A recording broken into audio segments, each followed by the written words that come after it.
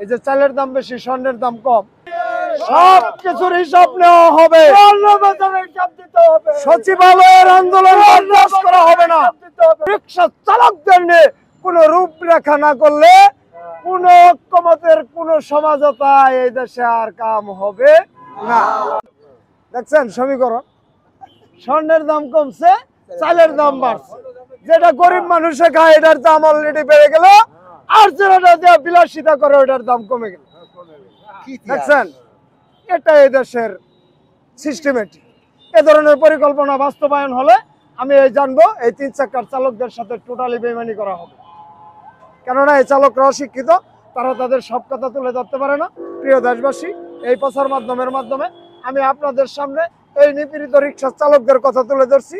আপনারা যৌতিকতাকে সাপোর্ট করবেন, সমর্থন করবেন। আমি কোনো অন্যায় কথা সাপোর্ট করতে দেশবাসীকে বলবো না। এই যে চালের দাম বেশি, স্বর্ণের দাম কম, এটা কি ধরনের বিলাসিতা, এটা আপনারা একটু বিচার করবেন দেশবাসী। চাল হইলো নিত্যপণ্য, গরিব আমির বাদশা সবারই লাগে, স্বর্ণ কিন্তু সবার লাগে না। কিন্তু দেখা গেল এই জায়গায় স্বর্ণের দাম কমে গেল, চালের দাম বেড়ে গেল।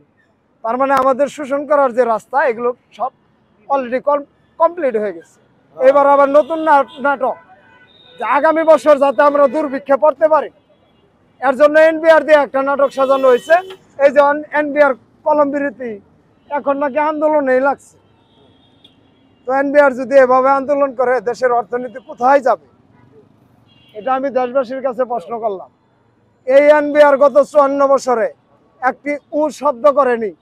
রাজস্ব বোর্ডে যা কিছু আছে এরা ঠিক মতো ভাগ করে খাইছে। এই সদস্যদের ব্যাংক ব্যালেন্স হিসাব করলে দুর্নীতির যে মহা একটা বাজেট ওদের গেছে, এটা বেরিয়ে আসবে। কিন্তু ওইদিকে কেউ খোঁজ না নিয়ে ওদের আন্দোলন ঢালাওভাবে প্রচার করতেছে। সকালে উঠলেই শুনি এনবিআর এর বিরতি, এনবিআর এর অবরোধ, এনবিআর এর কলম বিরতি। দেশের অর্থনীতির অবস্থা কি? প্রিয় দেশবাসী, এদের বেতন কে দেয়? এদের বেতন কে দেয়? আমাদের গ্রামের পয়সা শোষণ করে তাদের বেতন দাও, তারা মাসের পর মাস আন্দোলন করে। আমরা কিন্তু সামনে সবকিছুর হিসাব নিব, সবকিছুর হিসাব নেওয়া হবে। সচিবালয়ের আন্দোলন বরদাস্ত করা হবে না।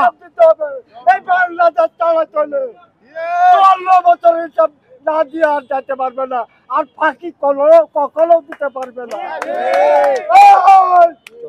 সব এক জায়গায় হবে, পুরো বাংলাদেশের চালক এক জায়গায় হবে।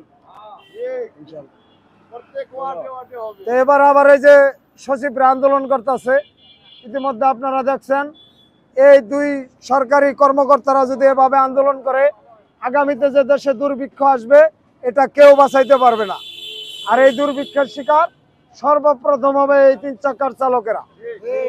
প্রিয় চালকবৃন্দ, আমরা কেন্দ্রীয় শহীদ মিনারের সামনে প্রতিদিনে একই সময় উপস্থিত হব।